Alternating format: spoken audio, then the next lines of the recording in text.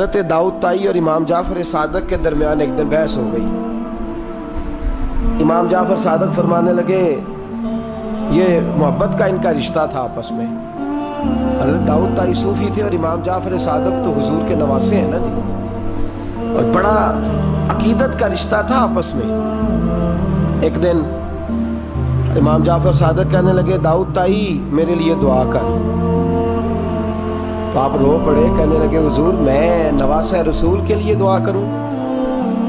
آپ تو حضور کے نواسے ہیں، میں آپ کے لیے دعا کروں؟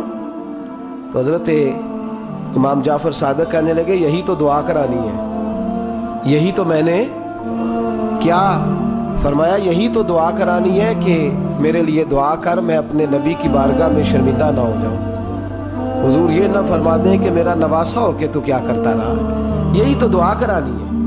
بڑا پیار تھا۔ ایک دن بحث ہو گئی، حج کر کے واپس آئے، عراق میں تشریف فرما تھے امام جعفر صادق، حج کر کے واپس آئے تو امام جعفر صادق کہنے لگے جو مکے سے ہو آتا ہے نا، اللہ پھر اس کو دوزخ میں نہیں ڈالے گا۔ خوش نہیں ہوئے آپ لوگ؟ اللہ آپ کو جزائے خیر عطا فرمائے۔ فرمایا جو کعبے کا دیدار کر لے ایک دفعہ زندگی میں اور ایمان کی حالت میں، اللہ پھر اسے دوزخ میں ایک دفعہ جو دیدار کر لے ایمان کی حالت میں، اللہ دوزخ میں یہ فرمانے لگے یہ میری بات ہے، تو تصدیق کر میری بات کی، کہہ میں نے ٹھیک کہا ہے۔ پیار تھا نا، تو کہنے لگے داؤد طائی تو کہہ میں نے ٹھیک کہا ہے۔ کہنے لگے جی آپ نے فتویٰ ہی پورا نہیں دیا تو میں کیسے تصدیق کر دوں؟ آپ نے پورا فتویٰ پوری بات کرے تو تصدیق کرا لیں۔ کہا پوری بات کیا ہے؟ فرمانے لگے جو خانہ کعبہ بیت اللہ کا دیدار کر لے اللہ دوزخ میں نہیں ڈالے گا، اور جو مدینے سے ہو آئے اللہ اسے جنت میں ضرور داخل فرمائے گا صلی اللہ۔ تو آپ فرمانے لگے داؤد طائی میں نے تو مسئلہ بیان کیا اس لیے کہ جس نے ایمان کی حالت سے کعبہ دیکھ لیا تو اس کا اللہ پہ ایمان پختہ ہے، اور من قال لا الہ الا اللہ داخل الجنہ، اور تو نے یہ جو کہا ہے نا ضرور جنت میں داخل کرے گا مدینے دیکھنے والے کو، تو بھی دلیل پیش کر۔ مکہ کا ایمان کے ساتھ دیکھنے والا تو میں نے حدیث پیش کر دی، تو دلیل دے۔ حضرت داؤد طائی بولے بڑی خوبصورت بات، اور خوبصورت لوگ ہی خوبصورت باتیں کرتے ہیں، خوبصورت لوگ ہی جی، ورنہ تو اللہ خیر کرے خوبصورت بات نکلتی نہیں لوگوں کے منہ سے، حرم میں بیٹھ کے بھی نہیں نکلتی، پتہ نہیں کیا سانپ سونگھ جاتا ہے، کس قسم کی بولی بولنے لگتے ہیں۔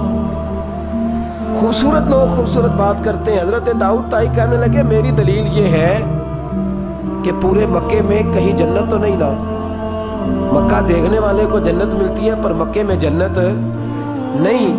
فرمانے لگے مدینے میں تو جنت ہے نا، روضۃ من ریاض الجنہ ما بین بیتی و منبری روضۃ من ریاض الجنہ۔ فرمایا میرے منبر اور میرے گھر کے درمیان جتنی جگہ ہے وہ، اور آپ فرمانے لگے حضرت امام جعفر صادق سے کہنے لگے حضور دیکھیں نا، اللہ فرماتا ہے جو جنت میں گیا ہم فیہا خالدون، پھر نکالا نہیں جائے گا۔ تو کہنے لگے میرا عقیدہ ہے جو دو نفل بھی ریاض الجنت میں پال لے اللہ اسے ضرور جنت میں داخل فرمائے، اس لیے کہ جو گیا وہ دوبارہ واپس۔ حضرت ادریس علیہ السلام کی دوستی ہو گئی رضوان سے۔ رضوان جنت کے فرشتے کا نام ہے جس کے پاس چابی ہے جنت کی، دروازے پہ بیٹھے ہوتے ہیں، رضوان اس فرشتے کا نام ہے۔ تو حضرت ادریس کا یارانہ تھا، وہ ملنے آتے تھے جناب ادریس علیہ السلام کو۔ تو ایک دن حضرت ادریس کہنے لگے تو خود تو یہاں کی سیر کر جاتا ہے، مجھے کبھی کرائی نہیں، آپ بھی کر لیں۔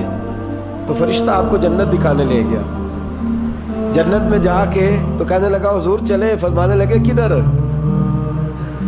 کہنے لگا واپس، فرمانے لگے میں نے جانا ہی نہیں۔ اس نے کہا کیوں؟ فرمانے لگے اللہ فرماتا ہے ہم فیہا خالدون، جو جنت میں آئے گا نکالا نہیں جائے گا، تو کیسے مجھے نکال سکتا ہے؟ کہنے لگے جناب آپ نے سیر کا کہا تھا۔ فرمایا سیر ہی ہے یہ، اس لیے کہ جنتی ساری عمر ہی سیر کریں گے، وہ سیر ہی کریں گے، سفر تو تھکا دیتا ہے بندے کو، یہ سیر ہی ہے۔ اب وہ فرشتے پریشان ہوئے تو رب کریم نے فرمایا وہ فرشتے تیرا اور اس کا یارانہ بھی میں نے لگوایا تھا، اور اس کو جنت کی سیر پر آنے کی خواہش بھی میں نے ہی پیدا کی تھی، اور تو کون ہوتا ہے میری بغیر اجازت دروازہ کھول سکے؟ بلوایا بھی میں نہیں تھا۔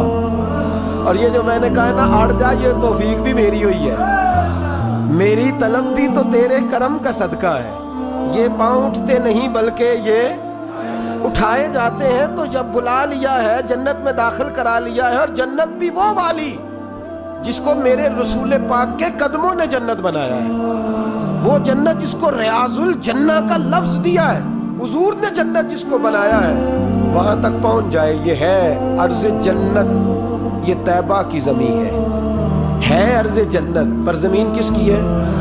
کیسا عجیب معاملہ ہے۔ یہ ہے عرض جنت، یہ طیبہ کی زمین ہے، جنت بھی یہیں، کیونکہ مالک جنت بھی یہیں ہے، جنت بھی یہیں، مالک جنت بھی یہیں، جنت بھی یہیں تو مالک جنت بھی۔ اور جتنا جنت کا اعلان میرے نبی نے فرمایا نا، سارا فرمایا ہی مدینے میں ہے۔ اور جنت بیچی ہے کئی دفعہ نبی پاک نے، کئی دفعہ فرمایا بیرے روما کما خرید کے دو، مجھ سے جنت لے لو۔ حضرت عثمان نے کہا حضور میں خرید دیتا ہوں۔ کہا جنگ تبوک کے لیے سامان دو، مجھ سے جنت لے لو۔ حضور نے تو کئی دفعہ سیل لگائی ہے جنت کی۔ یہ ہے عرض جنت، یہ طیبہ کی زمین ہے، جنت بھی یہیں، مال کے جنت بھی یہیں ہے۔ کعبۃ اللہ، حضرت عبداللہ ابن مسعود رضی اللہ تعالیٰ عنہ فرماتے ہیں جس کو ایک تکلیف آئے نا کعبے میں، کتنی جی؟ ایک کدی تے آئی جاندی ہے نا، میرے ورگے ہمیشہ دے تھکے بندے، ایک آپ تکلیف تو بخار آ گیا، پیر میں درد ہونے لگ گیا، کوئی تکلیف تو آئی جاتی ہے۔ فرماتے ہیں ایک تکلیف اگر تجھے حرم مکہ میں آئی نا، ایک، تو اللہ تیرے 80,000 سال کے گناہ معاف فرما دے۔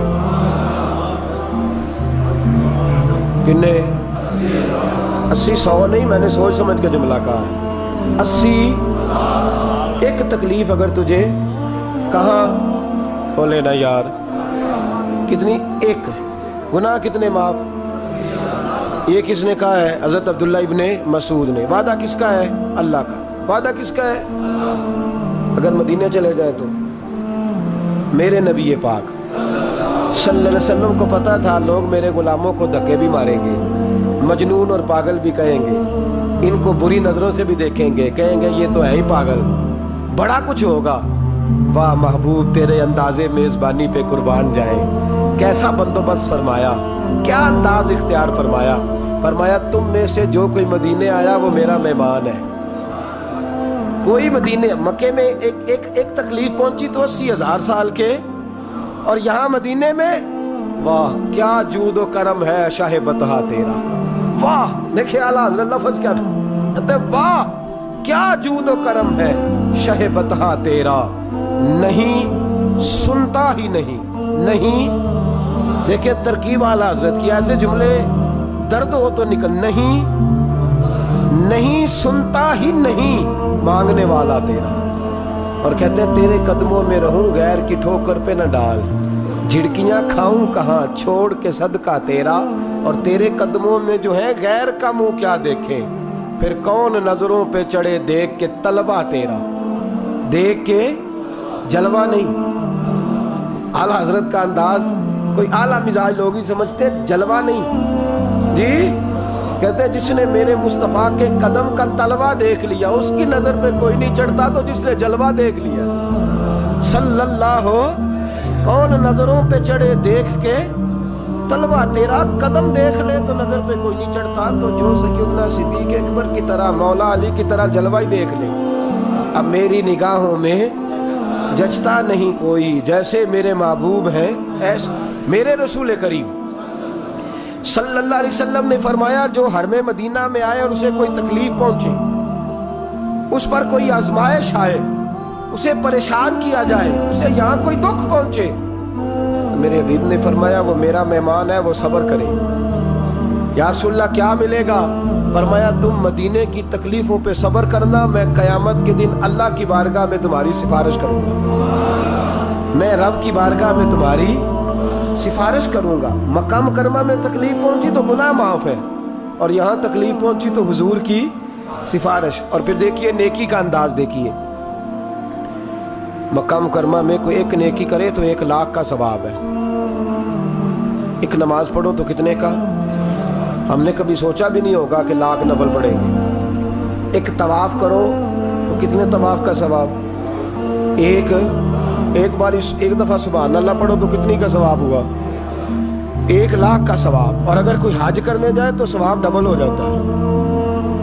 اور اگر کوئی رمضان شریف کے مہینے میں جائے تو 1,00,000 کو 70,000 سے ضرب دینی پڑ جاتی ہے. 1,00,000 کو اگر رمضان شریف میں جائے تو یہاں آپ کیلکولیٹر نہ نکال لیجئے گا، اگلی تقریر نہ رہ جائے. 70 کو 1,00,000 سے ضرب دینی پڑتی ہے. یہ نیکیاں ہیں جو اللہ پاک حرم مکہ میں جانے والے کو عطا فرماتا ہے. میری سمجھ میں صرف اتنی بات آتی ہے کہ وہ جو امتیں کرتی رہی ہیں نا، 1000 سال عبادت، 1000 سال انہوں نے عبادت کی ہے، تو امت مسلمہ کو اللہ نے درجہ تو اونچا ہی دینا ہے نا. کنتم خیر امت جو ہوا درجہ چونکہ اونچا دینا ہے، تو اللہ پاک نے یہ بہانے بنا دیے. شب قدر ہے، شب برات ہے، یہ اللہ پاک نے بہانے بنا دیے. مالک کریم نے یہ بہانے بنائے ہیں. فرمایا تم بھی شب برات میں، شب قدر میں مسجد آ جاؤ، یا اللہ تمہیں موقع دے تو حرم مکہ اور مدینہ آ جاؤ. میں تمہاری ایک ایک نیکی پر اتنا زیادہ ثواب دوں گا کہ تم پچھلی امتوں سے آگے نکل جاؤ. پچھلی امتوں سے اللہ نے ہمارے نمبر ہی زیادہ رکھے اور ہمیں اضافی نمبر بڑے ملتے ہیں. بڑے نمبر رکھے ہیں رب کریم نے ہمارے. تو رب اللہ کریم کی رحمت سے میرے رسول پاک صلی اللہ. اور پھر دیکھیں نا، کعبے کا معنی ہے مسابت للناس. کعبہ رجوع کی جگہ ہے. کس چیز کی جگہ ہے؟ یعنی اس کی طرف توجہ ہو. میرے نبی پاک صلی اللہ علیہ وسلم کی سب سے بڑی سنت کعبے کو دیکھنا ہے. حضور بیٹھ جاتے تھے اور کعبے کے سامنے بیٹھتے تھے. جب بھی حرم میں بیٹھتے دیر تک دیکھتے تھے. کچھ لوگ لالچ کرتے ہیں، نیکی کا کرنا چاہیے، اچھا لالچ ہے کہ میں طواف زیادہ کر لوں، عمرہ زیادہ کر لوں، بڑی اچھی بات ہے. لیکن رسول کریم صلی اللہ علیہ وسلم کی جو سنت سب سے زیادہ مضبوط ہے وہ ہے بیٹھ کے کعبے کا. اور حضور نے فرمایا تو دیدار ہی کرتا رہے، اللہ تجھ پر 20 رحمتوں کا نزول فرما دے گا. کعبہ معظمہ کا دیدار کرنا. کعبہ ہے رجوع کی جگہ. نماز کس طرف منہ کر کے پڑھنی چاہیے جی؟ اچھا کدھر منہ کر کے پڑھنے؟ کیڑی سائڈ پہ جی؟ مغرب سائڈ پہ. تو جو حرم شریف میں ہو وہ مغرب سائڈ منہ کرے گا، مشرق سائڈ. فَإِنَّمَا تَوَلُّوا فَثَمَّ وَجْهُ اللَّهِ. اللہ فرماتا ہے جدھر مرضی منہ کر لے اللہ کی رحمت ادھر ہی ہے. وَلِلَّهِ الْمَشْرِقُ وَالْمَغْرِبُ. مشرق بھی اللہ کا، مغرب بھی اللہ کا. فَإِنَّمَا تَوَلُّوا فَثَمَّ وَجْهُ اللَّهِ. جدھر بھی منہ کرے گا اللہ ادھر ہی. چاروں جانب دنیا کا رجحان کعبے کی جانب ہے. اور یہ جو ہمارا دل کھینچا چلا جاتا ہے نا کعبے کی جانب، کھینچا چلا جاتا ہے، اس کی وجہ یہ ہے کہ نماز اللہ کی اور منہ طرف نماز کس کی؟ منہ طرف. تو ساری زندگی کہتے رہے تو پھر طبیعت تو کھینچے گی نا، کعبے کی طرف کھینچے گی. میرے محبوب کریم صلی اللہ علیہ وسلم کے لفظ بڑے حسین ہیں. محبوب کریم صلی اللہ علیہ وسلم نے فرمایا تو حج اور عمرہ کرنے آئے تو یہ نہ سمجھ میں حاجی یا معتمر ہوں. الحاج والمعتمر وفد اللہ. حج عمرہ کرنے والا اللہ کی جماعت ہے. یہ کس کا گروپ ہے؟ یہ کس کا گروہ ہے؟ اللہ. یہ اللہ کا گروہ ہے. اللہ ان کی میزبانی فرماتا ہے، اللہ ان کو انعامات سے نوازتا ہے. رب کریم اپنے گھر بلاتا ہی اس کو ہے جس کو اللہ نے درگزر کرنا ہو، جس کو اللہ نے معاف کرنا ہو، جس کو اللہ نے بخش دینا ہو. بڑے. اور پھر میاں صاحب رحمۃ اللہ علیہ کا ایک شعر تھا. میں ذرا پریکٹیکل دیکھتا ہوں چیزوں کو، کوشش کرتا ہوں کہ دیکھا جائے. تھوڑا سا نوجوان نسل ہماری تھوڑی سی کہتی ہے ہمیں عقلی طور پہ بھی سمجھاؤ. تو میں فیلڈ کا آدمی ہوں تو تھوڑا تھوڑا مجھے پالنا پڑتا ہے، سوالوں کے جواب دینے ہوتے ہیں. تو میں ہر چیز کو اس کے اصل نقطہ نظر سے دیکھتا ہوں. تو میاں صاحب کا ایک فکرہ تھا، دوسرے والے کی تو سمجھ آتی تھی، پہلے والے کی نہیں آتی تھی. مشہور بڑا تھا، رحمت دا دریا الہی. آتا ہے نا آپ سب کو؟ مینو نہ سناؤ تو بکری گل ہے، ویسے آتا ہے. رحمت کا دریا الہی تے جے ایک قطرہ. وہ جے ایک قطرے والی تو سمجھ میں بات آتی تھی، لیکن وہ جو ہر دم وگدا ہے وہ ظاہری آنکھوں سے نظر، کئی دفعہ ہمیں نظر صاحب نظر لوگوں کو آتا ہے، باطن میں تو نظر آتا ہے، محسوس ہوتا ہے، لیکن ظاہر نظر یہ کسی نے دیکھنا ہو تو مکے مدینے جا کے نظر آتا ہے. رحمت دا دریا الہی ہر دم، ایک دم نہیں، ہر مدینے کی جس گلی پہ نظر کریں نا آپ ریلا ہی آ رہا ہے. مکے کی جس گلی پہ نظر کریں، وہ یہاں ایک جھوٹ بولتے ہیں ہمارے سیاستدان، کہتے ہیں یہ ٹھاٹھے مارتا سمندر، حالانکہ وہ نہر بھی نہیں ہوتی لوگوں کی.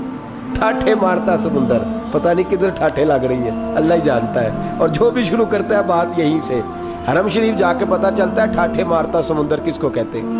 रहमत दा दरिया इलाही हर दम ही वगदा तेरा, ते जे एक कतरा बख्शे मैनू कम